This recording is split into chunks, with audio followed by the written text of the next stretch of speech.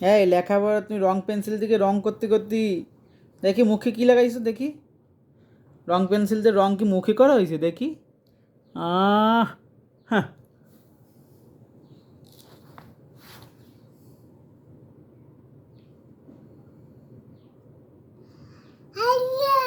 আল্লাহ কি আল্লাহ কি করেছিস দেখি।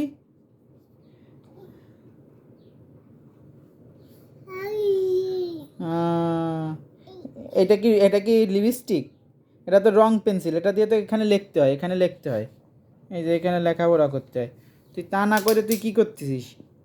তুই ঠোঁটে লাগাইছিস কেন?